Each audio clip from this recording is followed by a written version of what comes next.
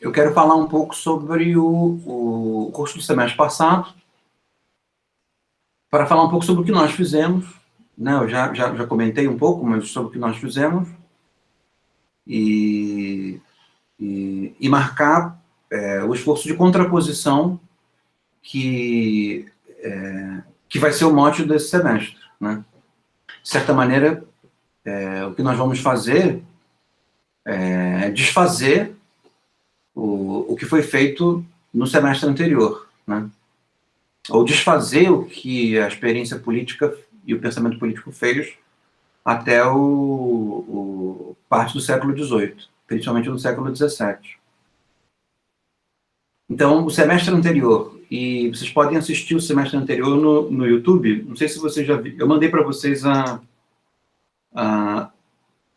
o link em que vocês podem assistir, tá? E quem não fez o curso semestre passado, tiver algum tempo livre, tiver alguma paciência, é chato assistir assim, fora do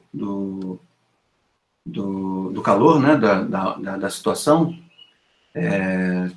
Se esforcem, porque ia ser interessante para esse curso não parecer tão episódico.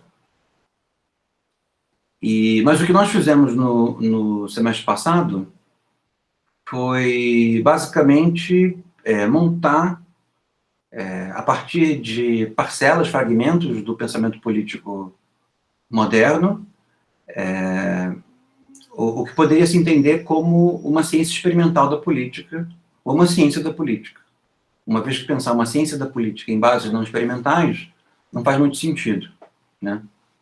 Tanto que o século XIX não é o século da ciência da política, mas o século XIX é o século da filosofia política ou do pensamento político, né? Digamos que a ideia de uma ciência da política no século XIX, nós podemos até nos esforçar para vê-la, e nós vamos fazer isso, ainda que de maneira residual, mas é estranha, né? A grande questão do século XIX não é o conhecimento da experiência política, mas é fazer com que o mundo político se torne outro, né? Talvez uma das frases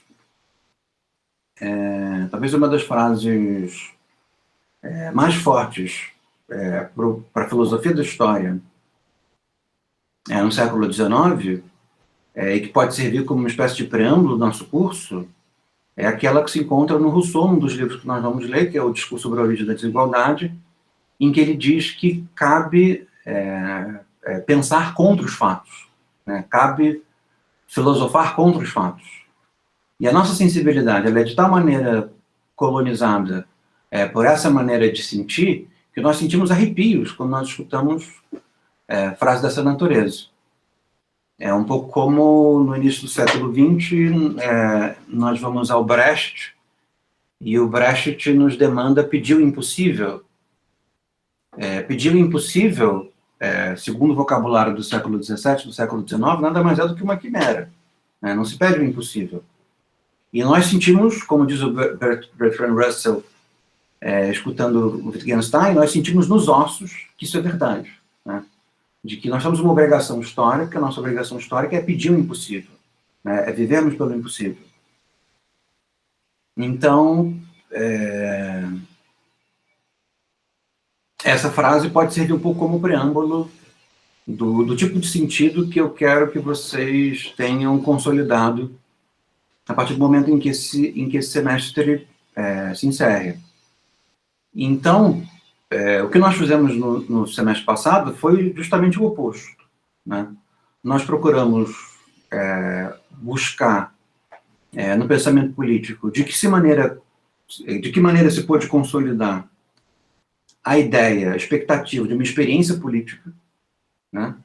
A especificidade de uma experiência política, a sensibilidade descritiva acerca de uma experiência política, de que maneira a linguagem ela poderia se moldar ou procurar ou denotar parte dessa experiência política, de que maneira essa experiência política poderia ser distinguida de outras experiências, de que maneira nós poderíamos perceber até mesmo a oscilação entre uma experiência, entre estados políticos e estados não políticos, momentos em que uma experiência é política e momentos em que ela deixa de ser,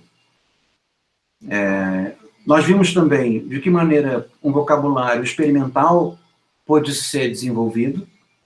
É um vocabulário que fala de ideias, que fala de crenças, que fala de hábitos. De que maneira um vocabulário sobre hábitos permite que uma certa crença na causalidade política possa se dar, né? E vimos como isso no esclarecimento escocês se consolida em torno dessa expressão, uma ciência política, uma ciência da política, como uma ciência descritiva de crenças, descritiva de hábitos, relativamente conjugada com princípios, mas esses princípios advindos da observação continuada e da comparação histórica entre os eventos, né? Então, o objeto do semestre passado foi mostrar o desenho de como a racionalidade política, no sentido experimental, se desenvolveu até meados do século XVIII.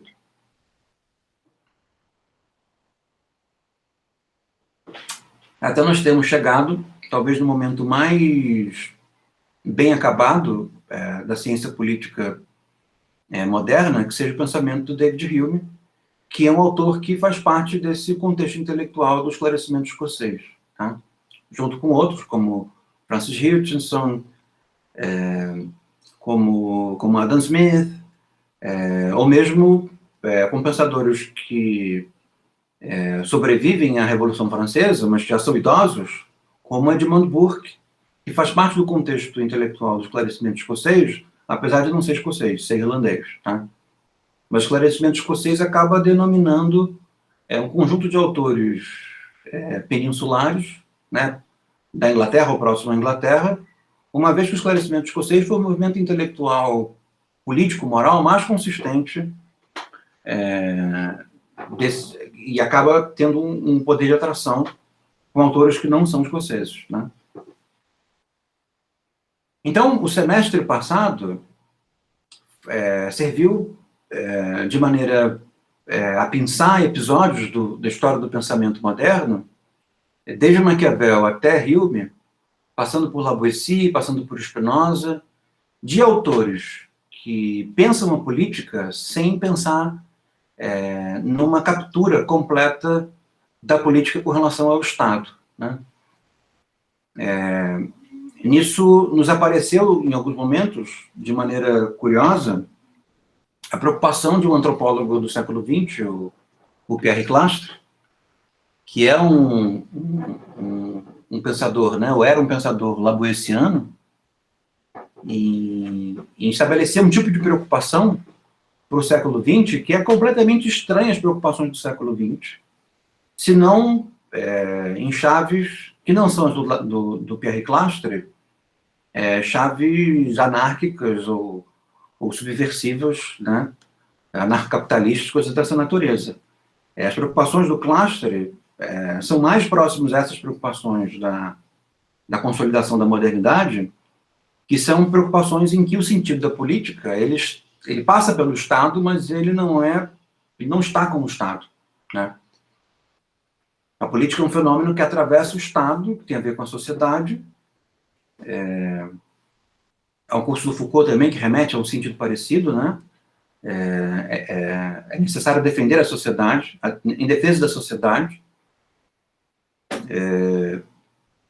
em que o sentido de politicidade, ele atravessa o Estado, mas não é monopolizado pelo Estado. O Estado tenta extrair da sociabilidade o sentido de política, ele tenta monopolizar o sentido de política, mas o sentido de política, da política, participa dele, mas não é monopolizável por ele. Então, esse pensamento que se consolida na modernidade, até o pensamento do Hume, é um pensamento em que a concepção de política, ela, porque está na experiência, ela concerne mais a sociabilidade do que a soberania, né? Então, são autores relativamente marginais, marginais no que diz respeito ao poder, né? São autores relativamente marginais, porque não são autores da soberania. Então, se nós perguntarmos como que uma ciência da política se estabelece, perceberemos que a trajetória dela é uma trajetória subversiva, e nós não teremos respostas, por exemplo, em autores soberanos ou ligados ao Estado, como, por exemplo, Jean Bodin, né? Jean Bodin, no século XVII, é um pensador da soberania, é um pensador do Estado, é um pensador do poder, mas a visada dele com relação à experiência política esclarece muito pouco sobre a experiência política. Esclarece principalmente o modo pelo qual o Estado e a soberania obtêm legitimidade. O modo pelo qual ela se justifica filosoficamente. Ou seja, Jean Bodin é um capítulo muito mais importante no que diz respeito à teologia da política, né? É um pensador muito importante para isso que acaba sendo uma característica constante da política, que é uma irmandade entre religiosidade e Estado, com relação à qual nós estamos até hoje nos enfrentando com ela. Mas Jean Bodin, para dar um exemplo, não é um pensador da investigação política, né? Bodin não investiga experiências, Bodin não investiga fatos, Bodin não investiga acidentes, Bodin não investiga sentimentos, Bodin não investiga crenças, Bodin não investiga hábitos, percebe? E Bodin não compara. Esse é o ponto. Não há raciocínio experimental em Bodin, como há em autores mais distantes do poder, e nesse sentido Maquiavel acaba sendo um autor mais distante do poder, porque por mais que ele possa ter sido secretário, em algum momento ele estabelece uma perspectiva em que questões outras próximas ao poder são importantes para que o poder se consolide. Mas nós acabamos encontrando autores como Maquiavel, como Lavoisier, como Spinoza, como Hume, como autores que compreendem a política como uma experiência ampla, extensiva, que, digamos assim, ultrapassa a experiência da soberania e ultrapassa a experiência do Estado.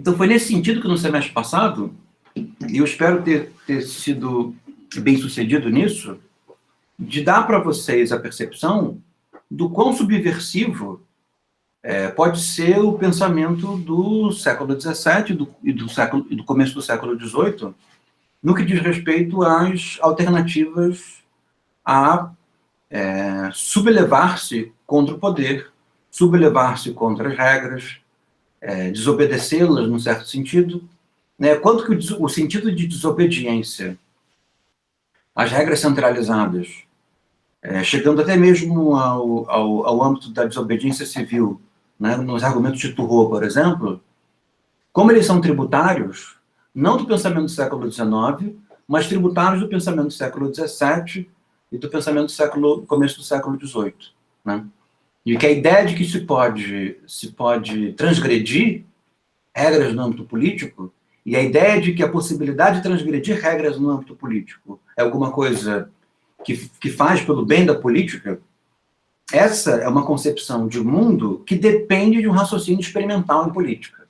Ou seja, é preciso a valorização e a imersão nessa dinâmica que se denomina experiência da política, para que dinâmicas de raciocínio transgressivas possam se dar. Ou seja, a transgressão em política, ela é da ordem do pensamento experimental, ela não é da ordem do pensamento normativo, como nós vamos ver no curso desse semestre.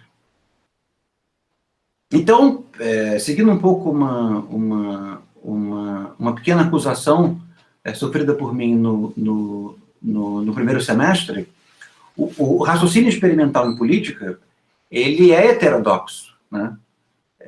E o pensamento experimental em política, por mais que ele possa ter sido normalizado na segunda metade do século XX, na sua associação à psicologia do comportamento, ele permanece heterodoxo, né?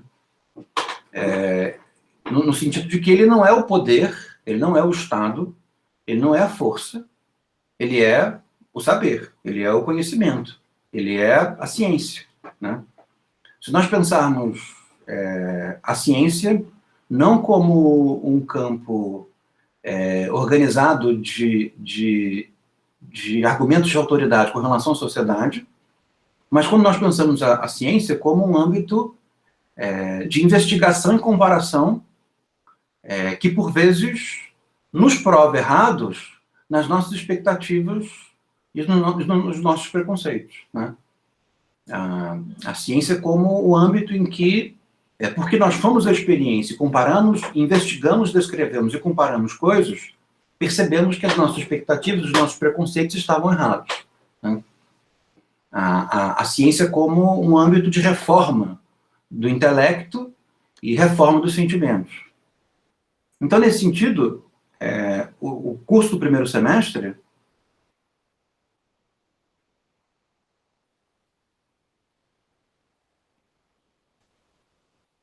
ao escolher fugir de Locke, né, de John Locke, e ao escolher fugir de Hobbes, concerne a uma escolha explícita, que é a escolha de privilegiar o raciocínio experimental. Porque se nós fôssemos a Locke e fôssemos a Hobbes, nós não poderíamos mostrar o quanto essa contraposição entre o raciocínio experimental e a filosofia da história é destacada para entendermos como que a nossa maneira de pensar mudou e quanto que o raciocínio experimental permanece uma província importante, né? uma província importante e sui generis da maneira pela qual se pensa a política e que talvez só esteja viva no âmbito das ciências sociais, né? Porque se nós formos por aí e perguntarmos o que é política para as pessoas, nós teremos duas respostas. A resposta da nossa mente e a resposta do nosso coração. Mas se nós formos no mundo e perguntarmos para as pessoas o que é política, a mente e o coração se misturam e elas darão uma resposta que concerne simplesmente os nossos sentimentos. Mas nós, curiosamente, porque temos uma tradição de pensamento investigativo e especulativo, nós somos capazes de termos material para contrapormos os nossos sentimentos a ideias, né? Nós somos capazes de sofrer, de influenciar os nossos sentimentos por efeitos de racionalidade. E somos até mesmo capazes de reformar os nossos sentimentos a partir dos efeitos de racionalidade. E isso se deve ao fato de que, no raciocínio experimental da ciência da política, está esse tipo de atenção à experiência que se desenvolve principalmente no século XVII, né? Então, se eu fosse dizer, eu diria que nas ciências sociais, os cientistas políticos, eles são os mais arcaicos na forma de pensar, e eu digo arcaico não no que diz respeito ao vínculo entre teologia e política, porque o vínculo forte entre teologia e política é aquilo que há de mais novo na política, porque é justamente o poder do século XIX sobre o século XX, sobre o século XXI. Mas nós somos mais arcaicos porque nós, digamos assim, vivenciamos essas dificuldades em que o pensamento do século XVI, o pensamento do século XVII, essas dificuldades vivenciadas por esses dois séculos em se desfazer da Grécia, num certo sentido, e inventar um raciocínio experimental a despeito dos gregos, né? Então, como sermos capazes de pensar a experiência política que não em bases aristotélicas, uma vez que nós não temos mais a experiência política grega, mas que preserve um grau de experimentalidade, um grau de lida com a fragmentaridade, um grau de lida com o acidente que o pensamento de Aristóteles foi capaz de oferecer. Percebe? Ou seja, ir a outra cultura, ir ao acidente, ir à circunstância, descrevê-la, perceber os seus hábitos e dela extrair verdades que não são universais, mas com algum grau de generalidade. E, ao mesmo tempo, ter ciência de que verdades gerais possuem uma vida determinada, né? Verdades gerais servem até o momento que não servem mais. Não existem verdades... Isso faz parte do raciocínio experimental em política. A ideia de que não há verdades universais em política, né?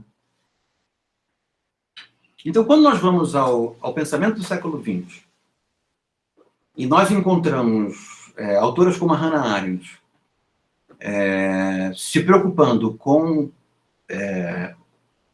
o pensamento, o último pensamento do Kant, que é o pensamento estético do Kant, e pensando o pensamento do Kant para investigar a política, nós percebemos da Hannah Arendt um esforço de conseguir se tornar independente, de transgredir, num certo sentido, essa força gravitacional do pensamento do século XIX. Ou seja, de que maneira recolocar a política num âmbito em que o pensamento experimental mantém a sua força especulativa, né? Como manter o pensamento experimental sem que o pensamento experimental se torne positivista, sem que o pensamento experimental se torne ignorante, se torne, digamos assim, fetichizado, que não tome como fetiche a factualidade, né? Como revigorar o pensamento experimental que entende a natureza criativa da factualidade, né? Como isso pode acontecer? Então, esses esforços que se encontram, por exemplo, no pensamento da Hannah Arendt,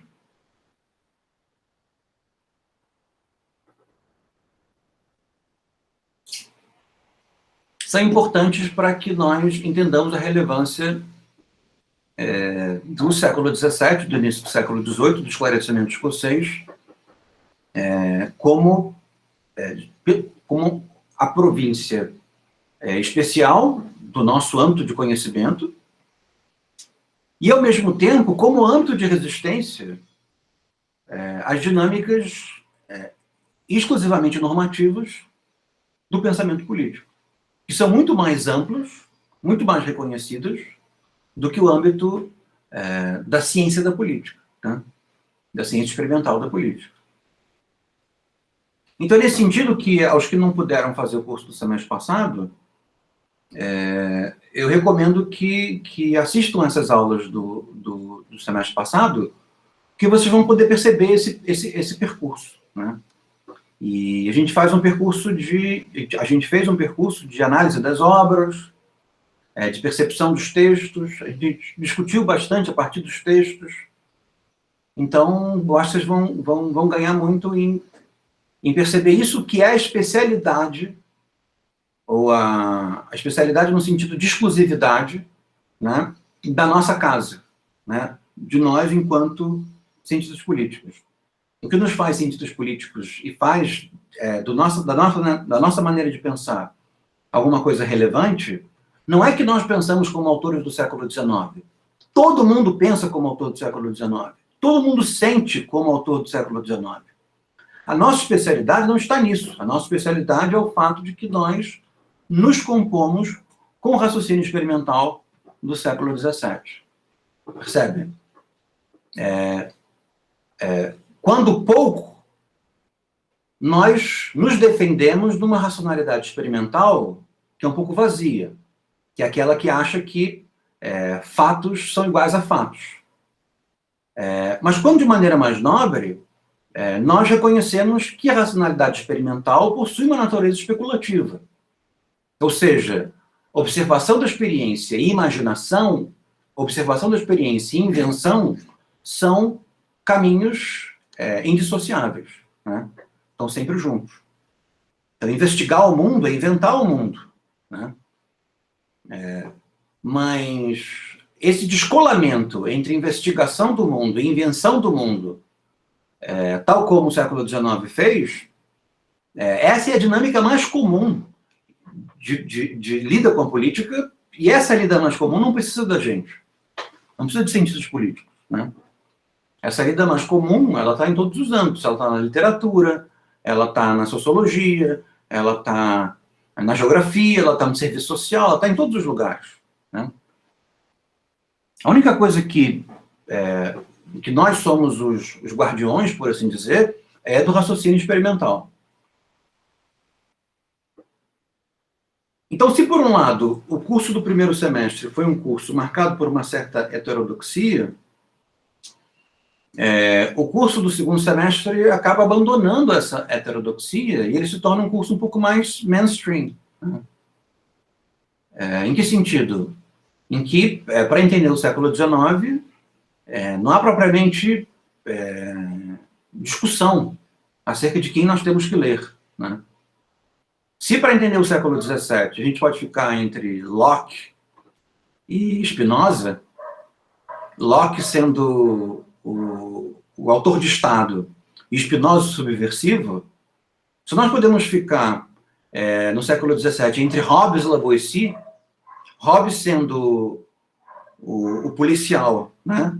E o Lavoisier sendo a Primavera Árabe, o Lavoisier sendo a rebelião, sendo o Black Bloc, no que diz respeito ao século XIX e ao final do século XVIII, não há dúvida, né, de quem são os autores, porque o século XIX é um século praticamente sem disputas, né? Ele é um século em que a racionalidade normativa ele impera sobre o pensamento político de maneira quase que impositiva, né? Ele impera de maneira cogente, se vocês quiserem, né?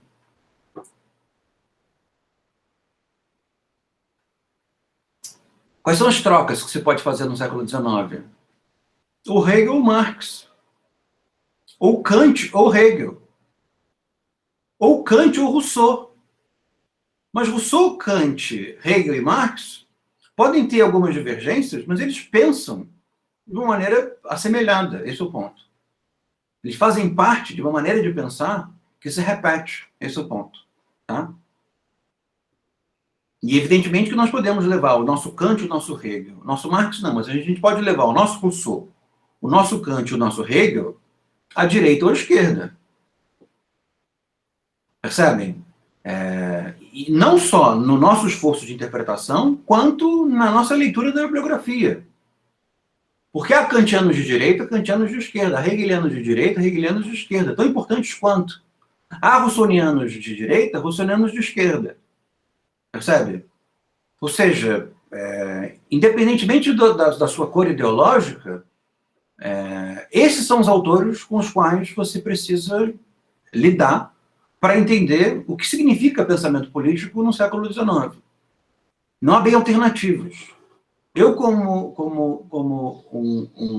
um investigador que tem uma certa predileção pela falta de ortodoxia, eu desencavei aqui um Gabriel Tarde, que é um curso... Eu não conseguiria dar um curso sobre o século XIX que fosse completamente careta no que diz respeito ao século XIX. Então, eu desencavei um Gabriel Tarde, que provavelmente é um autor que vocês nunca leram, que vocês vão entrar em contato, vão conhecer o pensamento político dele, mas isso não quer dizer que Gabriel Tarde se afaste da filosofia da história. Ele também não consegue, né? Ou seja, o raciocínio experimental, nele, está completamente governado pela ideia de finalidade, pela ideia de norma, como vocês vão perceber no Kant, no Hegel. E Tocqueville não chega a ser um autor em que falta ortodoxia, mas digamos que a dinâmica experimental nele é um pouquinho mais pronunciada. Então isso faz com que Tocqueville também apareça como um respiro, né? Mas se Burke, Tocqueville e Tarde eles servem como contraponto, eles não são um contraponto absoluto. Eles são, na verdade, a segunda tonalidade de uma mesma cor. Tá? Até mesmo Burke, com o horror da transformação, ele sabe que a transformação é a maneira pela qual se pensa. Percebe? Ele não percebe uma janela de alternativa, né? Então, mesmo o pensamento conservador, o Burke acabaria sendo, digamos assim, o primeiro capítulo de um pensamento que é próprio do século XIX, que é o pensamento conservador. Tá? O pensamento conservador ele aparece nesse final do século XVIII, início do século XIX. E o pensamento conservador, pasmem, é um substrato também das filosofias da norma, das filosofias da transformação. Né? Então, mesmo Burke, que talvez dentro desses autores do século XIX seja o autor mais próximo do raciocínio experimental, mesmo ele tem uma agenda filosófica capturada pela dinâmica geral do século XIX. Avant la lettre, né? Porque ele escreve sobre a Revolução Francesa.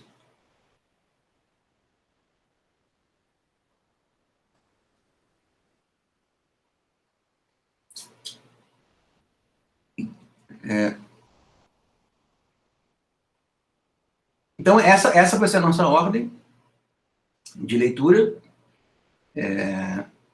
Eu costumo falar um pouco no começo, organizar assim o argumento no começo, e depois a gente costuma seguir alguns pontos centrais do texto e discutir esses pontos centrais do texto. A nossa ordem, então, vai passar pelo Rousseau, depois o Burke, depois o Kant, depois o Hegel, Tocqueville e Marx, porque nós não vamos estudar Marx propriamente dito, mas nós vamos estudar as percepções que o Marx tem sobre a origem do pensamento social, que se dá nas revoltas, na Revolução de 1848, e por fim, Tarde, o Gabriel Tarde.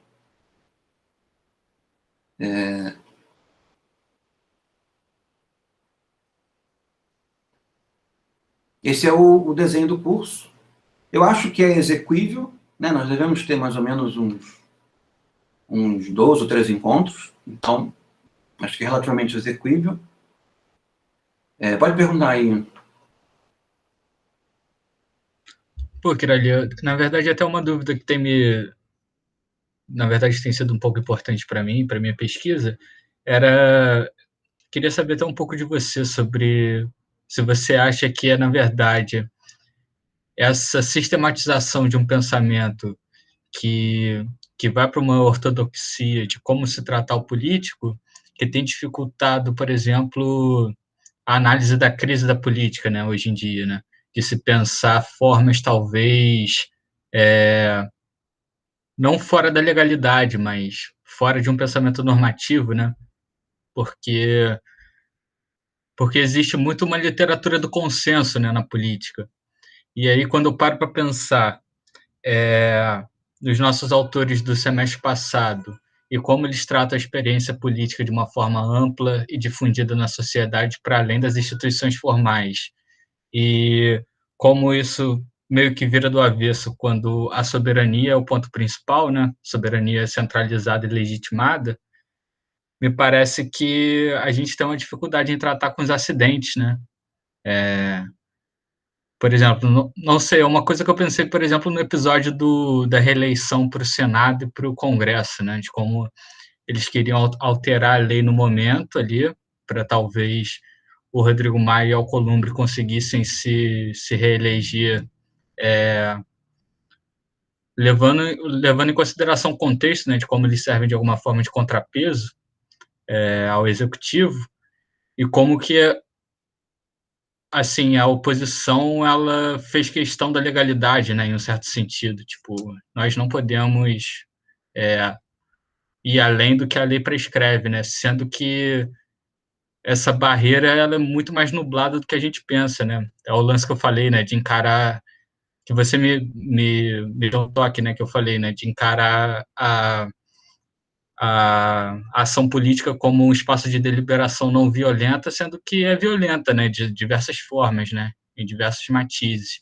Eu queria saber um pouco da sua opinião sobre isso, porque é uma coisa que eu quero, enfim, desenvolver um pouco, né, que eu tenho pensado. Eu acho que o âmbito contemporâneo, a gente acaba por viver entre dois estratos muito fortes. A primeira é uma crodelização técnica muito forte, e ela, digamos assim, acaba se tornando o território do experimental, do raciocínio experimental, porque é nela que se dá, digamos assim, o saber que observou situações e percebe o que acontece quando as circunstâncias saem do controle. E esse monopólio da crudelização, porque não é um raciocínio experimental aberto às pessoas, é um raciocínio experimental imposto por uma classe, né? Ele se dá basicamente no âmbito econômico, né? Então, essa é alguma coisa com relação à qual se tem muita dificuldade no âmbito contemporâneo. A ideia de que existe um território experimental, um campo experimental, que é monopolizado por uma forma específica de saber, e essa forma específica de saber, ela, por mais experimental que seja, ela é capturada por um nicho, que é um nicho que busca se tornar o mais independente que pode da vida política, né? E aí com, digamos assim, efeitos positivos e negativos dessa dinâmica. Num outro âmbito, que é o âmbito que permanece, digamos assim, aberto e ofertado à disputa e à opinião, o que nós temos é o âmbito da transformação, que é o âmbito em que as formas de crueldade, as formas de estabilização, elas se dão pelas dominações, né? Dominações de classe, dominações burocráticas, pela força do Estado, e o combate, digamos assim, a essa dinâmica a partir das forças, digamos, alternativas, aquelas que representam os mais fracos, que representam os trabalhadores, que representam os mais vulneráveis, que representam os mais jovens, percebem? Mas, curiosamente, tanto o âmbito da dominação quanto o âmbito da alternância do poder, da alternância substantiva do poder, né? Não pensam de forma experimental, pensam de maneira normativa, pensam de maneira transformadora. Então, a ideia de quem tem o poder, por assim dizer, são estratégias temporais específicas para mantê-lo, para impedir formas de transformação que possam ser deletérias, e o outro âmbito em conquistar o poder, em ter formas pelas quais o poder possa ser resgatado, e aí transformações e emancipações importantes possam ser provocadas, né? Mas tanto um âmbito quanto o outro, quando pensam na historicidade, a pensam do ponto de vista, como diz o Hegel, do ponto de vista do espírito. Pensam a historicidade a partir das grandes reações, né? Ou seja, das grandes transformações intrínsecas. Então, por um lado, é impedi-las, por outro lado, é provocá-las, né? No caso latino-americano, e no caso do Brasil especificamente, é a ideia de que, se o Estado for orientado para a emancipação, acontecerá uma transformação na relação entre Estado e sociedade, de tal maneira que o país deixará de ser aquilo que era para se transformar em uma outra coisa. Enquanto que na chave reacionária é a ideia de que o país pode se transformar, mas não deve. Logo é o caso de impedir a transformação. Então, nesse sentido, um elemento que eu julgo que é problemático e que nos dá uma sensação de claustrofobia é o fato de que não existe um raciocínio experimental extraeconômico. No máximo, existe um raciocínio experimental político que concerne ao mapeamento das eleições e o modo pelo qual os partidos se desenham num espaço de tempo curto. A gente sabe mais ou menos como a eleição funciona, sabemos mais ou menos como as influências de opinião se dão, nós sabemos mais ou menos como os parlamentares transitam entre os partidos, e nós sabemos mais ou menos os efeitos do direito, das instituições jurídicas, sobre as instituições políticas. Então, nós mapeamos um certo grau de regularidade do modo pelo qual a experimentalidade se dá no âmbito da politicidade extraeconômica, né? Que é o nosso âmbito. Mas isso não é verdadeiramente um raciocínio experimental. Percebe? Porque o raciocínio experimental, para ser experimental, ele precisa ter uma chave especulativa. Ele tem que ser capaz de forçar a experiência um pouco. Ele tem que ser capaz de levar a experiência um pouco mais para longe. E ele tem que ser capaz de acrescentar um regime explicativo à experiência com um certo grau de amplitude, né? Então, eu diria que a nossa claustrofobia ela se deve principalmente ao fato de que nós renunciamos ao raciocínio experimental em âmbito político, né? Nós paramos de descrever eventos que não são explicitamente políticos, né? Nós não descrevemos o que não tem a ver com o Estado, nós não descrevemos aquilo que não tem a ver diretamente com instituições jurídicas, nós não descrevemos aquilo que não tem a ver diretamente com partidos, ou com a relação entre empresas e o Estado, né? Nós não descrevemos aquilo que pode vir a ter um potencial de força experimental. E aí, o que é o potencial de força experimental? É a capacidade de produzir novos hábitos, e esses novos hábitos darem origem a novas instituições. Ou que, pura e simplesmente, esses novos hábitos sejam capazes de alterar crenças passadas ou instituir crenças novas. Percebe? Esse âmbito, que é o âmbito da criação do hábito e do estabelecimento de crenças políticas circunstanciais, esse é um âmbito que é um deserto completo, né? A ideia de alternativa no país está diretamente ligada à transformação a partir do poder central. Quando nós sabemos, do ponto de vista experimental, que tomar o poder central tem uma capacidade de transformação reduzida, né? Nós vivenciamos isso há um pouco tempo. Vocês podem dizer, mas o partido de esquerda não era tão de esquerda, ele não teve a liberdade que poderia, ele sofreu uma oposição gigantesca e depois foi derrubado num golpe. Tudo isso eu concordo. Mas a ideia de que isso poderia ter provocado transformações fundamentais na sociedade brasileira, na relação com o Estado, parece ser demais. Percebe? A ideia de que existe uma transformação guardada historicamente para nós, no nosso espírito, e que só vai acontecer a partir do momento em que, com um grau de autoridade substantiva, alguém tomar o Estado. E, a partir do Estado, impor essas transformações de maneira inexorável, né? Então, essa maneira de pensar, que nós cremos, todos nós cremos nisso, né? Essa maneira de pensar e de sentir, o mais grave é que é uma maneira de sentir, essa é a nossa expectativa, que nós sabemos ser falsa, ou se não falsa, pelo menos falseável, de certa maneira tem um efeito claustrofóbico, né? Como você disse, falta de alternativa.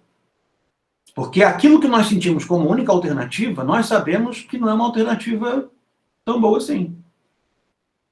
Nós sabemos que não é uma alternativa tão viável assim. Talvez ela não seja verdadeira. Percebe?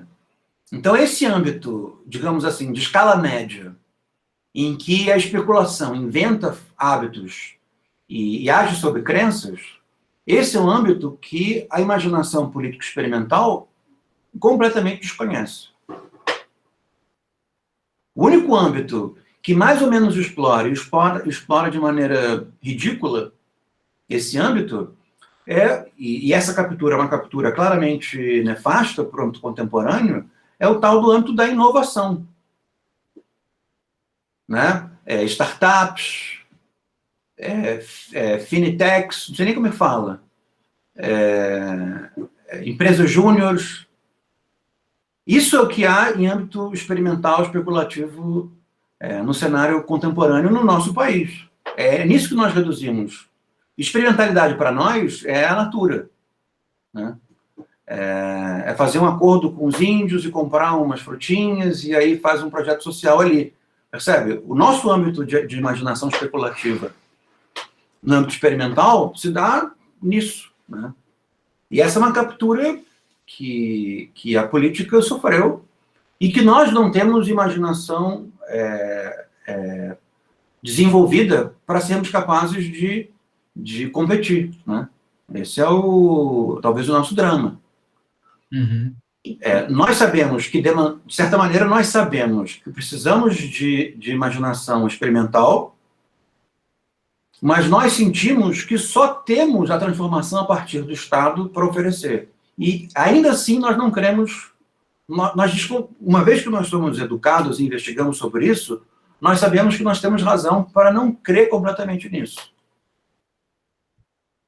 É interessante você falar isso, porque, na verdade, não sei se os outros também sentiram isso, né? Mas eu senti muita dificuldade a escrever o artigo a partir dessas provocações, né? Porque, assim, por exemplo, o meu artigo foi sobre como o governo Bolsonaro não pode ser considerado conservador à luz do Oakeshott, né? De como ele é um representante de um político da fé, né? Só que, assim, a forma experimental que eu encontrei foi destrinchar os argumentos dele em campanha. Só que, assim, é uma evidência empírica, tudo bem, mas que não, tipo, não foge muito de falta opção, né, assim, criativa, assim, isso aí tem me deixado, assim, um pouco angustiado, né, nesse sentido que você fala de como talvez a gente, não sei, falte ferramentas mesmo, é muito difícil pensar fora de uma sistematização, assim, que para a gente é muito dada, né? E a análise de discurso, né, como uma ferramenta, ela já está muito vazia, né, porque todo mundo diz a mesma coisa. Curiosamente, o governo atual, ele desdiz, né? Então tem um efeito pouco esquizofrênico, né? Então ele diz uma frase liberal e diz uma frase não liberal. Mas se a gente parar para ver, tem como suprir especulativamente essa falta de oferecimento discursivo, né? Nós sabemos que é o efeito de fala e nós sabemos que tipo de crença esse efeito de fala é dependente, ainda que nós não encontremos isso escrito em lugar nenhum, ou dito por ninguém. Né? Isso precisa ser inventado do ponto de vista especulativo. E há uma maneira de oferecer sentido a uma certa experiência, né? a um certo conjunto de acidentes. Então, essa capacidade de narrar dinâmicas regulares, narrar a experiência, descrever a regularidade e oferecer especulativamente, no sentido geral, para a regularidade, essa é uma capacidade que nós não desenvolvemos. E quem desenvolveu essa capacidade desenvolve pelos objetivos mais oportunistas que se tem, né? Não oferece, não utiliza essa capacidade como uma maneira de esclarecer o mundo, como uma maneira de interpretar o tempo, de oferecer respostas, coisas dessa natureza. Então, isso se dá no âmbito do diagnóstico, né? Então, nesse sentido, o curso desse semestre vai concernir ao aparecimento de uma grande força explicativa, que é uma força explicativa absoluta, que vai transformar o nosso mundo, né? Eu estou lendo esse autor que eu coloquei na bibliografia, que é meio difícil de achar na internet, que é o Odo Marquardt. É um filósofo da história alemão, morreu recentemente, e tem pouca coisa traduzida. Eu achei esse livro em francês. E o livro dele abre com essa expressão. Ele diz que a filosofia da história transformou o mundo. E transformou o mundo, digamos, a filosofia da transformação transformou o mundo. E transformou o mundo de muitas formas. E ele diz, agora é o momento de curar o mundo. Porque o mundo foi de tal maneira transformado em muitas veias diferentes, em que o mundo abriu feridas de transformação, um pouco como dores de crescimento, das mais variadas que se pode perceber. Então, em certo sentido, se pode dizer que o pensamento do Rousseau, do Kant e do Hegel e do Marx são pensamentos de explicação absoluta da realidade. E, ao mesmo tempo em que eles conferem muito sentido, diante de uma experiência que por vezes destoa das formas absolutas, eles também nos constrangem a não termos alternativas intelectuais, especulativas, para lidar com os problemas. Né? Mas isso não quer dizer que não se possa também chegar nos problemas a partir de uma tentativa marxista, de uma tentativa hegeliana, de uma tentativa kantiana. Tanto que existem, nós vamos falar um pouco disso, uma série de iniciativas que também se dão na filosofia da história de explicar o tempo contemporâneo. No caso do Kant, talvez o melhor exemplo seja o John Rawls. Ele realiza uma filosofia contemporânea em base kantiana. Marx, nós temos um N número de pensadores contemporâneos. Penso no Zizek, penso no Negri, penso no Zapatli, penso em uma série de pessoas que tentam articular o Hegel e o Marx. E o Hegel ainda tem uma tentativa mais curiosa. O Hegel foi decepado, né? Ele vai sendo dividido em áreas do hegelianismo, e uma parte do Hegel não funciona, e usam outra. Então, o Hegel está presente nas teorias identitárias, está presente nas teorias neocoloniais, ele está presente na teoria das diferenças, de maneira variada. Então, eu não quero dizer que a vivacidade desses autores com os quais nós vamos lidar nesse semestre, que essa vitalidade foi esgotada, que eles permanecem ainda os protagonistas da discussão do pensamento político em âmbito contemporâneo. O que eu quero dizer é que eles exercem um poder de opressão muito grande no que diz respeito às alternativas imaginativas, ao âmbito experimental. E esse contraponto eu vou fazer durante o curso inteiro. Diga, Pedrosa. Eu acho que... Estão me ouvindo? Me ouvem? Eu acho que o Juliano pediu a palavra primeiro, né? Não, pode ir. Desculpa. Não, perdão, me pareceu que eu tinha levantado a mão antes, mas para tentar, nesse momento inicial, fugir um pouco dessa claustrofobia, a gente está lidando praticamente com, e a importância deles é indiscutível, autores europeus, né, e um americano, né, no pensamento de outros, talvez poucos, autores fora do Ocidente. Isso também se manifesta, essa característica que foi colocada aí a partir do século XVIII e XIX.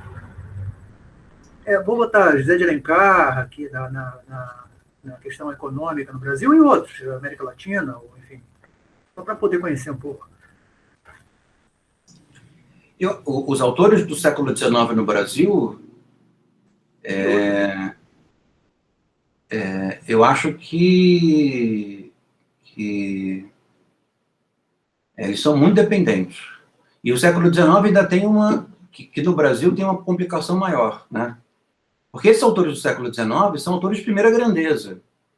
E essa primeira grandeza, ela vai se aproximando em segunda, terceira, quarta, quinta grandeza. No Brasil, chega a sétima grandeza, que é o racismo, né? Então, nós temos um pensamento político com momentos de originalidade, mas que são substratos de uma filosofia da história, e só que quase todos eles ligados à pior espécie de substrato, que é o racismo, né? Então você vai ao Silvio Romero, a base do raciocínio é racismo. Euclides da Cunha, Alberto Torres, Oliveira Viana, Nina Rodrigues, percebe? Talvez os que escapam mais a isso, que são os mais anômalos, mas que não são tidos como pensadores políticos no sentido estrito, esqueci, Gilberto Freire, né? Gilberto Freire nem é um pensador político no sentido estrito, mas também está ali. Talvez seja o Nabucco, né?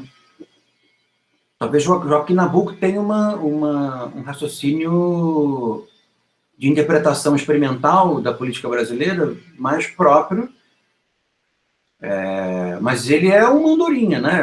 Não tem tantas andorinhas assim. Então, nós temos muita dificuldade nisso, e no que diz respeito ao pensamento contemporâneo, não o pensamento do século XIX brasileiro, mas o pensamento contemporâneo, tá? Pensamento a partir da segunda metade do século XX, que é o pensamento que dá conta, por exemplo, da lateralidade dos países latino-americanos, como a teoria da dependência. A teoria da dependência ela é profundamente marxista, né? Então, não faz muito sentido você estudar a teoria da dependência antes de estudar o Hegel e Marx. Tá? Não vai saber muito bem o que está acontecendo ali dentro.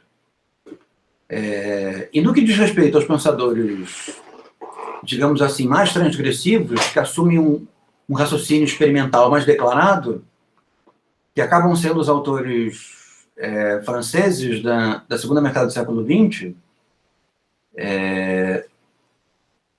o pensamento, tanto na África quanto na América do Sul, acaba se reportando muito a eles, né? Então, por exemplo, nos estudos neocoloniais, há uma dependência muito forte do Derrida, por exemplo. Há uma dependência muito grande do Eduardo Said. Eduardo Said não é europeu, Eduardo Said é palestino. Mas ele foi sempre um pensador, mas na verdade sempre um pensador americano, norte-americano. Sempre deu aula em universidades americanas. Teve uma sensibilidade, digamos assim, lateralizada, mas, por ser palestino, mas também soa muito como um pensador norte-americano, né? Então, eu acho que uma série de iniciativas estão surgindo, né? Pensadores originais estão surgindo, contemporâneos. Pode ser o caso, em momentos diferentes, de abordar essas alternativas, né? Por exemplo, o pensamento feminista tem muita coisa interessante acontecendo e que possui um esforço forte de originalidade especulativa e de raciocínio experimental, mas isso ultrapassa o nosso esforço com relação ao século XIX, percebe? E, ao mesmo tempo, esse esforço com relação ao século XIX acaba sendo muito importante, porque essas iniciativas também vão recuperar Hegel, recuperar Kant e reinventá-los, ou vão se desfiar deles, né? no sentido de estabelecer um âmbito de respiro a isso que o Ian percebeu como uma claustrofobia. Então, nesse sentido, é preciso passar pelo século XIX para saber em que tipo de problemas nós estamos metidos, né? Que tipo de forma de pensar governa a nossa forma de pensar, e mais do que isso, que tipo de forma de pensar governa nossas formas de sentir, né? As nossas expectativas, as nossas esperanças, né? Nós não somos sebastianistas, como Antônio Vieira, mas então, nós não somos providencialistas mais, mas nós temos um sebastianismo com relação à filosofia da história. Então, que é uma maneira de sentir que decorre de uma maneira de pensar.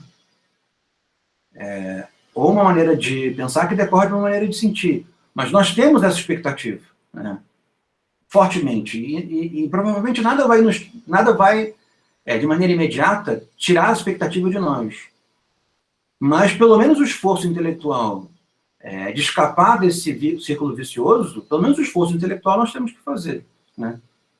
Então, nesse sentido, o esforço intelectual concerne ao diagnóstico do modo pelo qual esses europeus ofereceram uma narrativa absoluta sobre a história e sobre o lugar do Estado, né?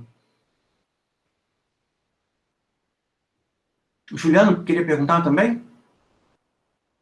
Pergunta, Juliano.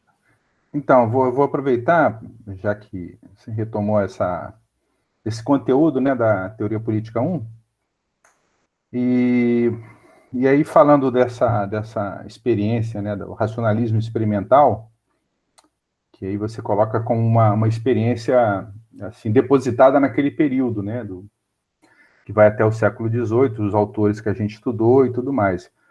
Mas eu queria que você comentasse, sobre a presença ainda desse pensamento, né, ainda que de maneira episódica e até contemporânea, em autores, por exemplo, como Castoriadis, né, Imaginação, a Instituição Imaginária da Sociedade, o próprio Mangabeira Unger, que, né, o próprio programa dedica uma parte, né, de estudo a ele próprio, né, o Mangabeira próprio, ele reivindica ele usa com bastante frequência, né, o experimentalismo, né, e as alternativas institucionais, enfim. Eu queria que você pudesse posicioná-los assim, que ainda que de maneira episódica, em pleno século XX e ao longo do século XIX, outros autores conseguiram dar alguma contribuição com esse atributo, né, de experimentar alternativas, de pensar de uma maneira heterodoxa, né, em relação para a gente escapar dos limites impostos pelo Estado, que talvez o Estado ele tenha sido a grande amarra, né, a gente não consegue sequer pensar em formatos de instituições, por mais que a gente fale em inovação, como você falou do startups e etc., a gente não consegue sequer escapar aqueles modelos de estrutura de financiamento de empresas, de companhias, né? A gente tem muita dificuldade de elaborar alternativas, né? E, às vezes, uma mera disposição de capital de uma empresa, um arranjo entre sociedade, de comunidade e Estado, para eu pensar novas instituições, né? E é um esforço que, inclusive, o Mangabeira faz, ele dedica uma parte aí a pensar essas novas institucionalidades. Aí é só posicionar esses autores assim, e eventuais outros autores dentro dessa linha, né? É isso aí.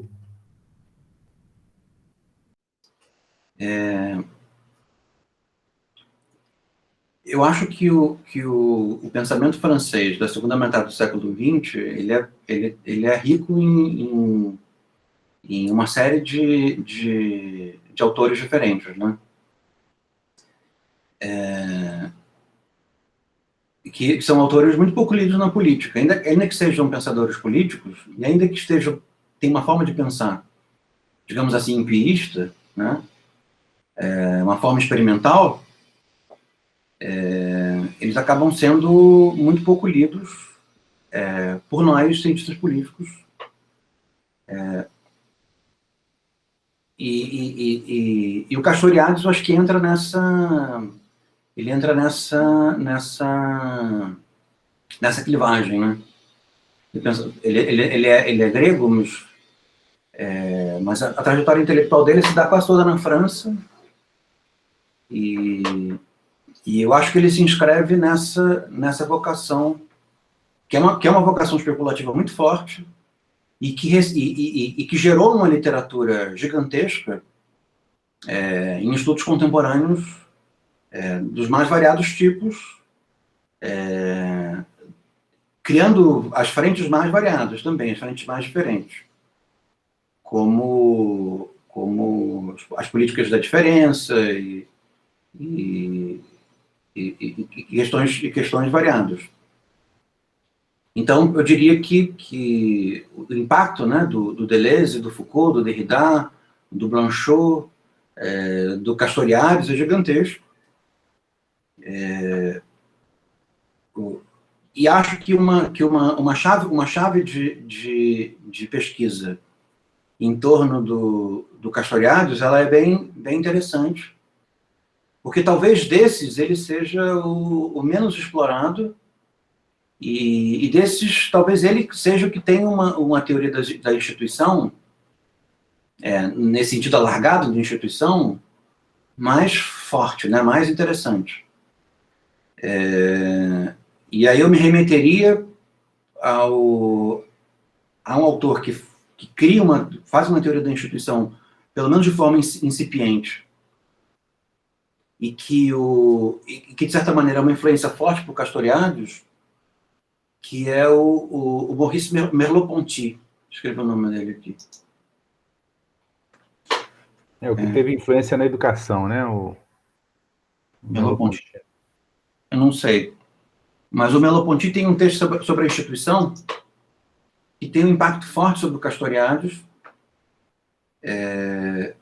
Tem um outro autor francês que vai na mesma direção do Castoriadis e que tenta levar para o âmbito da política as discussões sobre dom e dádiva que fazem na antropologia, que é esse sujeito. O Mauss? Que leva o Mauss para o âmbito da política, que é esse sujeito aqui, Vincent Descombes. Se não for assim, é mais ou menos assim. Ele tem um livro chamado A Instituição do Sentido, L'Institution du Sens. Eu não sei se tem tradução para o português, mas com certeza tem para o inglês. E é uma iniciativa muito interessante. E me parece que o Blanchot também. O Blanchot tem alguns textos sobre a comunidade que também talvez sejam interessantes para esse mesmo esforço. E esses têm a curiosidade que são autores em que o efeito sobre a bibliografia não é tão grande, né? Porque se nós vamos ao Derrida e vemos os estudos neocoloniais ou decoloniais, a literatura é gigantesca, e ao mesmo tempo que tem muita coisa, digamos assim, excêntrica demais, tem muitos esforços interessantes, mas é o fato de que tem um burburinho muito grande, e aí é preciso saber, como toda a literatura contemporânea, analisar o burburinho e perceber as vozes mais densas, mais consistentes, dentro do burburinho. Então, no caso do Derrida, do Deleuze e do Foucault, esse efeito de burburinho é muito significativo, né? Então, é preciso estabelecer uma capacidade distintiva, uma capacidade de percepção das diferenças dentro da bibliografia forte. No caso dos efeitos do pensamento do Castoriadis, e essa chave de leitura que eu estou dando a vocês, talvez o efeito seja mais brando, porque o burburinho não é tão grande. Há um outro autor aí, um filósofo que trabalha com política, que também tem uma teoria da instituição que é bem interessante, que é o Searle. ou é John ou John Searle. Ele tem uma teoria da instituição social, uma teoria da instituição política que também é bem interessante. Seriam algumas indicações de leitura. No que diz respeito ao Mangabeira, eu tenho muito pouca leitura do Mangabeira, mas eu tenho uma expectativa de que ele é muito dependente ainda do lugar do Estado, né? Eu não sei se ele é dependente do lugar do Estado do ponto de vista prático ou do ponto de vista intelectual, porque eu não tenho tanta leitura, como eu disse, eu não tenho tanta leitura do Mangabeira.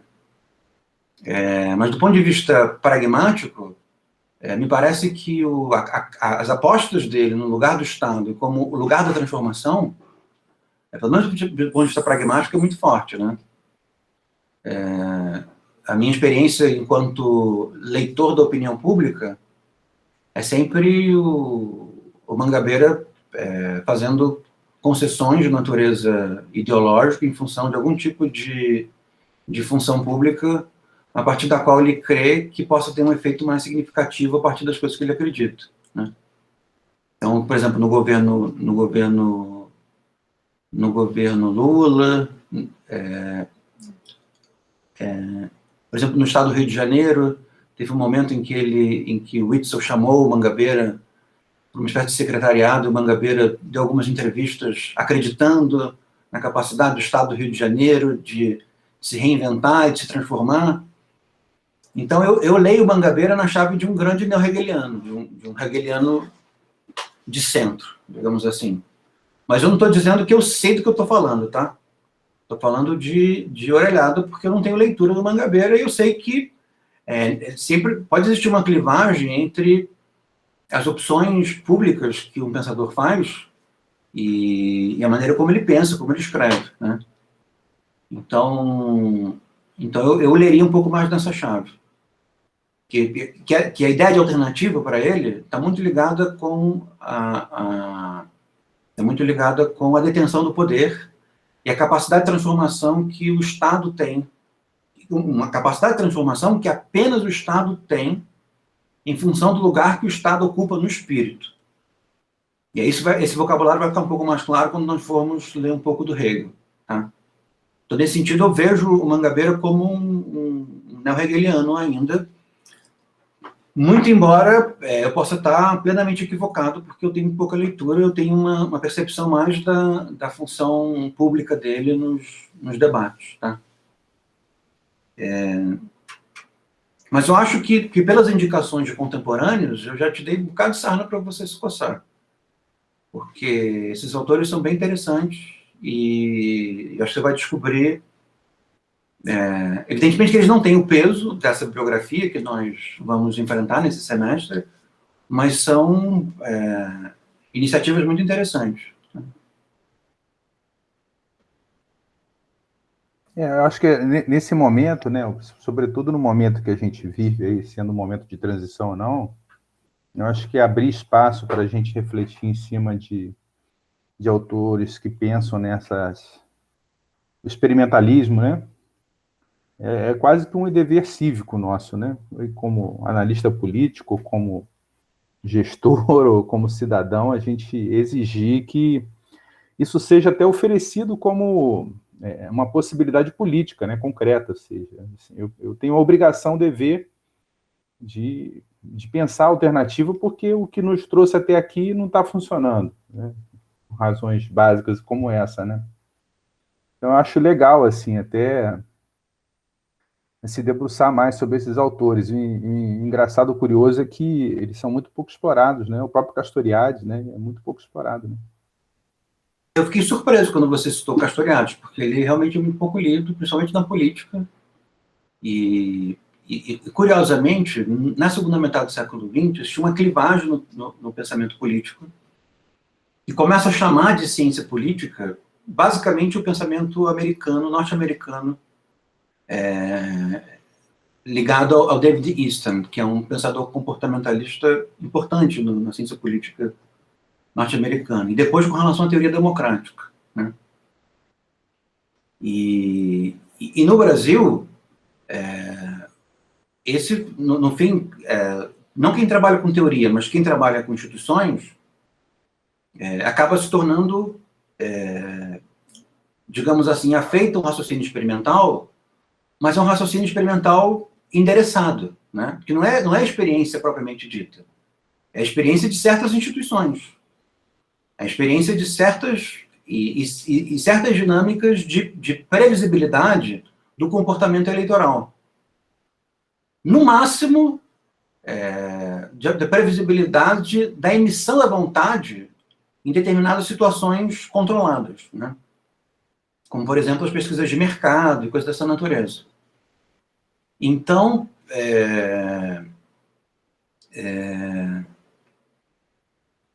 no âmbito da pesquisa com instituição, nós sofremos um efeito de restrição muito grande. E no âmbito teórico, a ciência da política, ela se tornou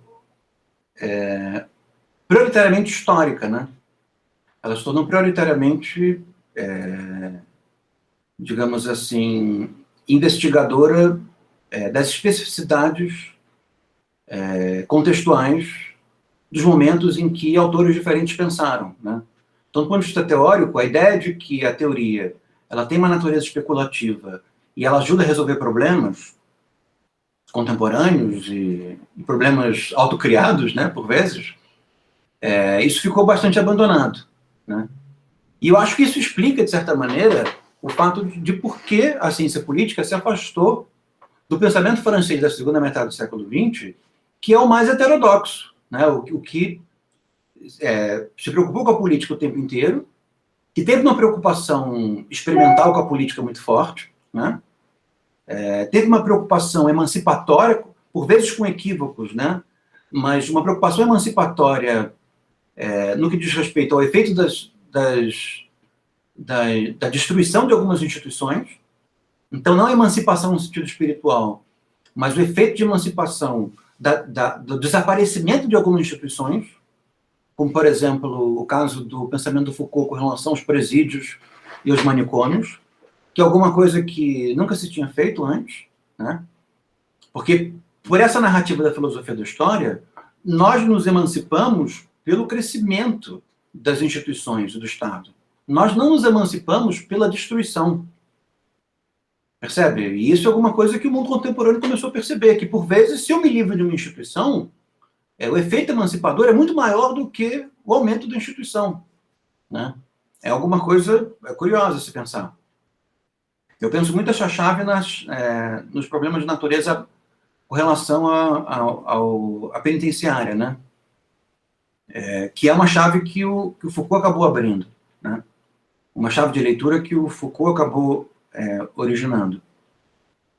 Então, nesse sentido, me parece que o silêncio com relação ao Castoriadis, como você lembrou, se deve um pouco a isso, né? O fato de que ciência política, no sentido institucional, ficou ligada à teoria que estabelece raciocínios especulativos institucionalmente formados, endereçados, e a experiência no sentido amplo, ela ficou abandonada, né? A ideia de que a política não trata da experiência, a política trata de instituições. Nós não analisamos a vida política, nós analisamos o Congresso, analisamos as ADINs, analisamos os partidos, né?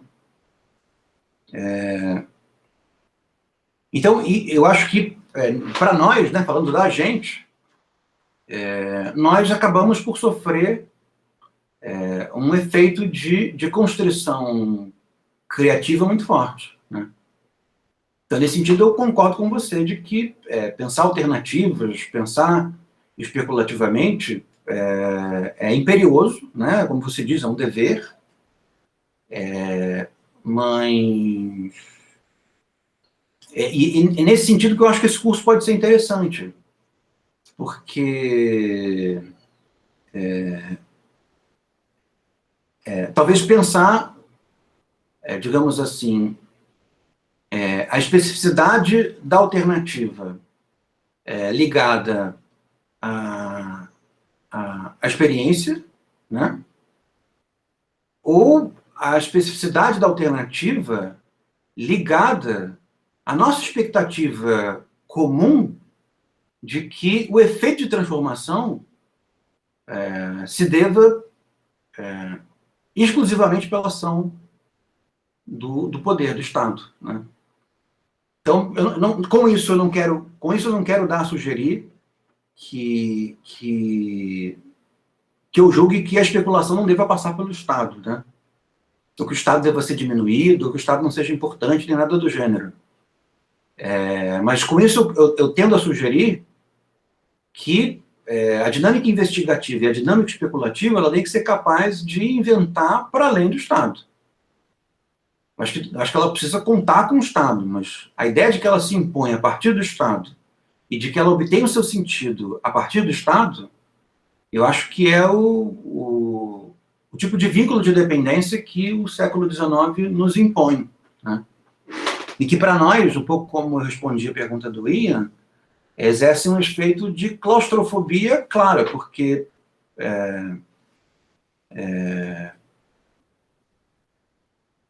dificilmente o Estado vai oferecer alguma coisa diferente do que o Estado já oferece, percebe? A não ser que o Estado seja capturado por uma agenda especulativa, habitual, circunstancial, que não passe por ele, onde ele seja mais um, né? Um mais um muito importante, onde ele permaneça oferecendo serviços públicos, onde ele permaneça tendo uma função estratégica, onde ele continue tirando as pessoas da pobreza, mas que, do ponto de vista especulativo, os nossos hábitos sejam capazes de incorporá-lo e não ser determinado por ele. Porque o fato de que essa discussão de que o nosso crescimento, o nosso desenvolvimento, a nossa modernidade passa pela ação do Estado e só por ele, isso a gente já está careca de saber, né? O pensamento político brasileiro já fez isso, né? Já pensou isso. E pensou em chaves muito mais radicais do que nós estamos dispostos a nos colocar. Chaves autoritárias, né? Chaves fascistas, chaves declaradas, né? E, então, nesse sentido, me parece que as vias autoritárias ou as vias elitistas, elas já foram exauridas. Então, nós precisamos agora voltar a atentar para a investigação, começarmos, talvez, a nos atentar à investigação, atentar à experiência, aos acidentes, e inventarmos formas especulativas que sejam capazes de conferir sentido gerais, pelo menos a parte dessa experiência, né? Diga, João. Não, na verdade, eu estava aqui tentando lembrar de algum autor contemporâneo, algum pensador político que pensasse a transformação por longe do Estado e da economia. E eu lembrei do John Holloway, do Mudar o Mundo Sem Tomar o Poder. Não sei se alguém aqui já conheceu. Ele tenta fazer um debate para remover os caminhos da esquerda das alternativas tradicionais entre reforma e revolução. E ele tenta afastar justamente isso, tentar dar um sentido criativo à luta para além do Estado, né? Tentando se desviar um pouco desse caminho. Eu acho o livro um pouco ingênuo, mas ele é um exercício interessante nessa linha que a gente está conversando aqui. Vou até botar o nome dele aqui, mas só para título de curiosidade mesmo. Escreve aqui no nosso chat. Pedrosa levantou a mão de novo? Como a gente estava fazendo essa discussão do século XIX, eu até me poupei um pouco aí desse debate inicial do proposto do Ian, né? Mas eu queria pensar também um pouquinho se é um problema de experiência ou é um problema da academia buscar essa experiência para poder fazer essa especulação, né? Se a gente pensa, eu sou oriundo da saúde, né? Todo o movimento antimanicomial que já vem desde 1940, a própria movimento do sindicalismo rural aqui no Nordeste, no Brasil, a questão da história do MST, né, pensar um pouco, claro, se não é a academia que não está conseguindo buscar essas experiências e teorizar, só para contribuir. João, acho que você está certíssimo. Eu acho que se nós olharmos para a experiência, nós vamos encontrar iniciativas bastante interessantes e acertadas, né? Você dá o exemplo da luta antimanicomial, é curioso que, no âmbito da ciência política, isso não desperte muito interesse, né? E talvez seja um movimento político libertário, talvez um dos poucos que nós temos como exemplo de movimento bem-sucedido, né? E que não passa por uma chave autoritária, porque nós temos, por exemplo, a chave da imunização, do sanitarismo, que é um movimento de natureza, digamos assim, ordenadora e civilizacional muito forte, mas que tem uma chave autoritária muito grande. A luta antimanicomial, não, ela se dá toda no debate entre as famílias, com as instituições, percebe? E, curiosamente, não existe interesse político com relação a ela, né? Eu acho que a falta de interesse político dela, enquanto forma de invenção institucional, está diretamente ligado às nossas falhas, né? Então, não tenho dúvida de que esse constrangimento é um constrangimento que se bate principalmente sobre nós, acadêmicos, né? Tem a menor dúvida. Mas, ao mesmo tempo, essa chave... E existem outros acadêmicos que não na chave política, que tratam, por exemplo, da reforma psiquiátrica, mas eles estão fora da política, né? Então eles tratam... Eu já li muita história do movimento, psicanalistas, psiquiatras e autores variados, mas numa chave estritamente política, eu nunca vi uma abordagem, uma reflexão desse tipo. E vários profissionais que têm uma ação política importante, né? Ligados a Fiocruz, ligados a várias instituições diferentes, e que são políticos e militantes nessa chave, como também há no MST, como também há na chave rural. Então, diga. É que, curiosamente, tem uma participação fundamental na parte mais progressista, vamos dizer assim, da Constituição, da Constituinte de 88, né? Você pega a participação da reforma sanitária na área da saúde, da própria movimento de base sindical rural, né? E, enfim, o senhor já citou a questão da luta antimanicomial, que tem uma importante, ela consegue, a ideia do Sistema Único de Saúde, ela é toda oriunda dessa luta, e sedimentada numa instituição de Estado, a partir de 88, a experiência e tal, mas, enfim, só para comentar.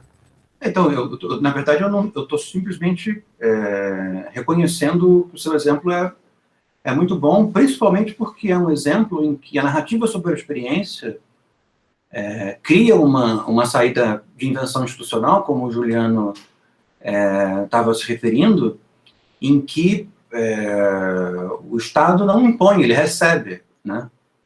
Ela ultrapassa o Estado, não tem a ver com o Estado, tem a ver com hábitos que se julga que queremos criar. Depois cabe ao Estado defender, mas são habitualidades que nascem onde não existia nada, né? Onde o que existia eram experiências, e onde o que existiam eram iniciativas descritas por alguns intelectuais, como, por exemplo, na Itália, com Basaglia, talvez na França, com alguns autores lá também. Então, nesse sentido, eu só tenho que concordar e dizer que parte dessa insuficiência especulativa talvez se deva ao fato de que nós não desenvolvemos essas capacidades metodológicas, que de sermos capazes de nos ligar a um certo campo de experimentos, capazes de descrever a especificidade de um campo de experimentos, e não somos capazes de especular de natureza geral a ponto de conferir um sentido um pouco mais amplo alguma coisa que nos parece fragmentada, né? Então, essa atividade básica da teoria em chave especulativa, ela foi quase completamente constrangida pelo fato de que raciocínio teórico nada mais é do que o desenvolvimento da finalidade do Estado, né? Ou da finalidade da história, né? No sentido amplo. Então, de certa maneira, nós vamos ver aqui nesse curso sobre o final do século XVIII e século XIX, o caminho pelo qual o pensamento, digamos assim, moderniza a humanidade, seja lá o que isso quer dizer, por o bem e por o mal, é o caminho pelo qual a racionalidade, a partir dessa operação da vontade geral, ou do absoluto, de vários nomes diferentes que você vai encontrar como espírito, foi capaz de modernizar a humanidade, e a modernização da humanidade, ela exerce um poder de constrição sobre a imaginação, sobre a especulação, brutal. Então, parte desse curso também vai ser mostrar essa capacidade de constrição, essa crueldade, talvez, que o pensamento, que a filosofia da história realizou contra a chave especulativa, né? A chave especulativa numa proporção circunstancial, né? Ou seja, de meia escala, né? Nem tão específica, nem absoluta. Então, o curso é um pouco sobre isso, e é bastante interessante que vocês já estejam pensando nas alternativas. E eu concordo com você, Pedrosa, que talvez a maneira pela qual nós comecemos a sair do casulo se deva prestarmos atenção genuína e sermos capazes de oferecer explicações relativamente consistentes sobre experimentos que já acontecem, que já se dão. Alguns, inclusive, estão sendo desinventados do ponto de vista reacionário, né? Existem uma série de iniciativas de desinvenção de movimentos populares habituais a partir da virada de extrema-direita que o Brasil tem sofrido, né? Então, imagina só, nós vamos ter as nossas poucas invenções desfeitas antes de sequer termos compreendido-as do ponto de vista político. Isso é terrível, né? Alguém mais levantou a mão? Não? Teve uma mãozinha, não? Então tá. Então, mais alguma questão? Então eu vou passar Não foi a minha, mas foi por... eu apertei sem querer, desculpe. Ah, não tem problema. Professor, desculpe aí, parte do curso mesmo, a questão dos textos, o senhor vai mandar por... Eu já até, primeiro, agradecer por ter mandado lá o livro, né? Que eu pedi por e-mail, mas o senhor vai poder disponibilizar algum desses textos por e-mail? Ou são fáceis de encontrar na internet? Não, Pedrosa, eu sou tão, digamos assim, constrangido por esse momento eletrônico da educação quanto vocês. Então, eu não sou tão mais hábil que vocês no encontro de textos. Eu fiz a ementa pensando em textos que eu gostaria de trabalhar, que eu quero trabalhar. E a gente pode pensar em alternativas a partir do fato de a gente não encontrar esses textos de jeito nenhum para que vocês possam ler. Então, esse texto do Alton Marquardt, eu não sei se vocês leem em francês. Se vocês lerem, eu posso tirar fotos de pedaços mais importantes do texto. Se não, são textos que vocês vão ter que confiar em mim, que eu não estou mentindo para vocês. Eu vou interpretar, eu vou falar, e aí vocês vão... Talvez vocês se interessem, busquem traduções ou coisas do gênero. Mas, de maneira geral, eu acho que uma boa maneira de proceder seria essa, a gente tentar encontrar os textos conjuntamente. Esse do Kozelik, eu achei e mandei para o Pedrosa. Eu não sei se vocês encontraram. Eu sei que o Ian, por exemplo, é muito bom de encontrar texto. Inclusive, ele já me deu algumas páginas Eu não posso falar porque está sendo gravado, mas são muito boas para encontrar coisas ilegais. Mas o Rousseau é muito fácil. Esses textos clássicos é muito fácil de achar. E eu acho que o texto do Bento Prado sobre o Rousseau vai ser fácil. Os do Deleuze são muito fáceis. Da Hannah Arendt também é muito fácil. Hegel também vai ser fácil. Então, conforme a gente for tendo dificuldade, a gente pode passar um e-mail para todo mundo, de modo a que os mais hábeis ajudem os mais inábeis. Né? E assim todos nós possamos ler a maior quantidade de textos que pudermos. Tá? Mas eu mesmo não tenho eu não sou desse, eu não tenho uma pasta miraculosa na internet onde todos os textos estão. Eu ainda estou na fase dos livros. E pretendo ficar nelas até quando eu puder. Danilo, agora tem uma mãozinha. Essa é de verdade ou você está...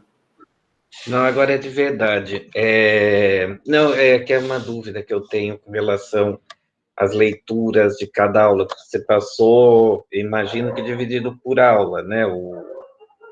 Como que a gente se organiza para ler a partir dessa bibliografia sugerida? Na verdade, eu organizei por temas, né? Por blocos temáticos. Então, a gente pode conversar na aula anterior, mais ou menos como vocês podem proceder, mas o ideal é vocês seguirem essa ordem, que é a ordem do texto principal e aí bibliografia complementar, tá? Então, por exemplo, eu vou seguir com vocês a bibliografia agora para a gente terminar o encontro de hoje. Então, por exemplo, eu quero na semana que vem, na primeira aula, voltar a tratar da filosofia da história, e para isso, uma aula geral sobre a filosofia da história, e para isso seria interessante que vocês lessem o Crítica e Crise, mas não ele inteiro, é só um pedaço dele, que é esse livro aqui, e que é fácil de achar o arquivo online, que é o terceiro capítulo, Crise e Filosofia da História. A página 111, começa na página 111, tá? Esse do Otto Marquardt, eu vou utilizar esse texto, mas eu vou tentar encontrar alguma resenha, alguma coisa que eu possa mandar para vocês sobre esse texto. Mas eu tentei achar e achei muito difícil. Tentei achar e não encontrei. Depois nós vamos para o Rousseau. E o Discurso sobre a Origem da Desigualdade é um texto que provavelmente vocês já leram, mas vocês vão reler comigo, para a gente poder lê-lo numa chave mais profunda, né, por assim dizer. E aí, os textos complementares que eu quero que vocês leiam, eu posso achar um outro texto do Starobinsky sobre Rousseau em português para vocês lerem, já que vocês não leem em francês. Mas... vocês podem ler o segundo texto, que é O Remédio e o Mal, que está nas Máscaras da Civilização, do Starobinsky. E esse texto da Retórica de Rousseau, do Bento Prado, a gente não vai ler inteiro. Eu vou marcar com vocês na aula que vem pedaços do texto que a gente vai ler, porque é um livro grande. Eu quero ler só um pedaço. O Burke é um texto... Esse, Reflexões sobre a Revolução na França, é um texto grande. É o que eu gostaria que vocês lessem esse texto inteiro. Mas vocês vão ter que começar a ler por conta própria antes, com algumas aulas de antecedência, senão vocês não vão conseguir terminar. E esses outros textos, a Vindication, a Appeal e a Letter, são textos pequenos, tá? Esses são textos que conseguem ler de véspera. As reflexões vocês vão ter que ler com uma certa antecedência. Então, vocês já tentem conseguir uma edição dela. Tem uma edição da Calouste Gulbenkian, que é uma das melhores, no site da Calouste Gulbenkian, tá? Em PDF. Então, a melhor dos mundos. Deixa eu escrever aqui Calouste Gulbenkian. Você já deve conhecer, mas...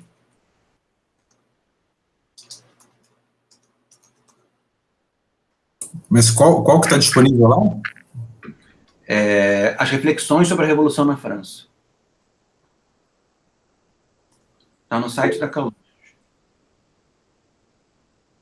E é a melhor edição que tem. E o texto complementar, que é desse sujeito chamado Anker Smith, eu tenho esse texto, e é um texto pequeno, eu vou tentar achar na internet, e vocês tentem também. Com relação ao Kant, todos os textos são textos pequenos. Tá? Esse primeiro texto, o prefácio da segunda edição da Crítica da Razão Pura, é um texto difícil, pequeno, mas difícil. Então, vocês vão ter que ler com uma certa paciência. Tá? Os outros textos não, são textos pequenos e fáceis.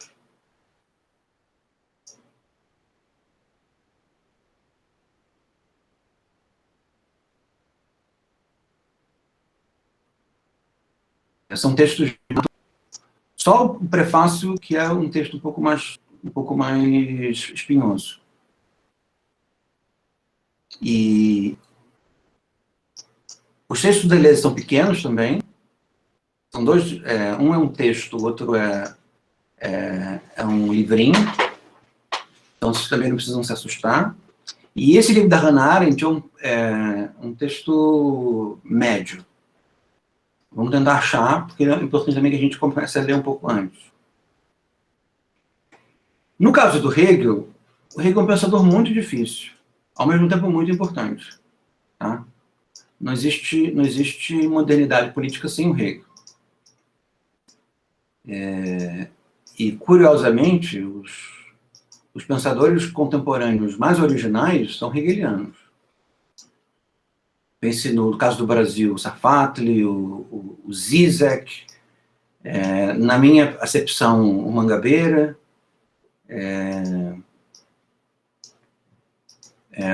um que é contemporâneo, mas jamais, acho que já morreu, né? O Charles Taylor, também um hegeliano, fortíssimo. Então, o Hegel permanece sendo, talvez, a principal pedra no sapato na especulação do ponto de vista circunstancial. Né? Ele permanece sendo a principal influência filosófica no que diz respeito à política contemporânea. Então, esse prefácio à Fenomenologia do Espírito, apesar de ser um texto pequeno, é um texto que vocês vão sofrer tudo que vocês não sofreram na vida até hoje. Vai ser a justiça de classe caindo na cabeça de vocês completamente. Todas as culpas que vocês possam ter enquanto brasileiros que tiveram a oportunidade de estudar vão ser saudadas no sofrimento que vocês vão ter lendo esse texto. A Razão da História é o texto fácil do Hegel, mas o Prefácio à Fenomenologia do Espírito é um texto espinhosíssimo, mas vocês precisam passar por isso, porque a gente precisa entender a maneira pela qual o Hegel pensa e está lá. Tá? Para entender por que o Hegel é um pensador tão importante.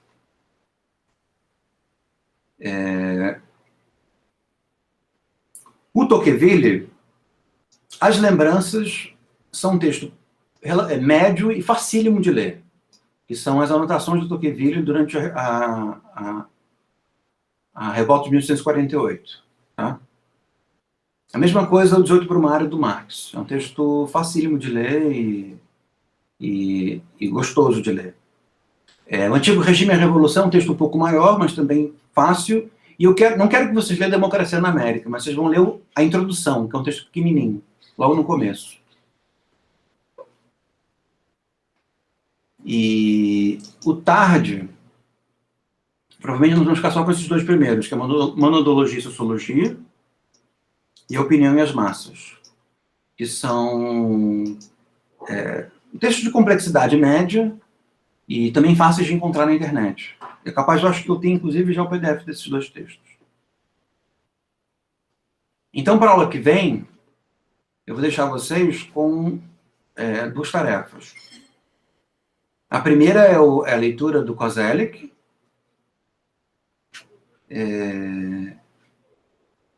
E a gente vamos tentar conseguir o texto do Bento Prado, tá? Vamos procurar na internet, e quem encontrar, passa um para o outro, para poder marcar a leitura do Ciência Aula que vem a próxima. Tá bom?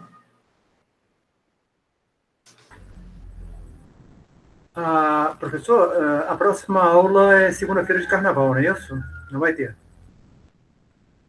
Eu acho melhor não, né? Vocês acho que vocês vão querer o tempo para ficar melancólico na casa de vocês, Tá bom. morando sozinhos, né? Então, tudo bem.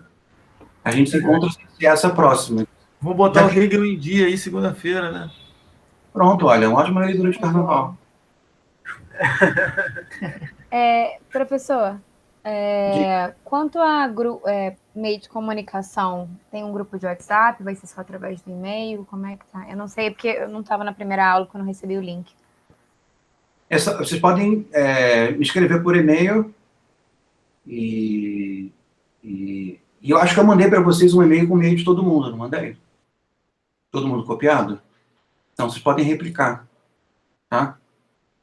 O WhatsApp eu não tenho, eu não uso celular, então eu não posso me comprometer com vocês. Se vocês quiserem fazer entre vocês, eu não participar, eu espero só que vocês não sejam muito agressivos comigo. Mas... Também não. Então, somos 2 já. Então, a gente pode se comunicar por e-mail e passar os arquivos por e-mail. Tá bom?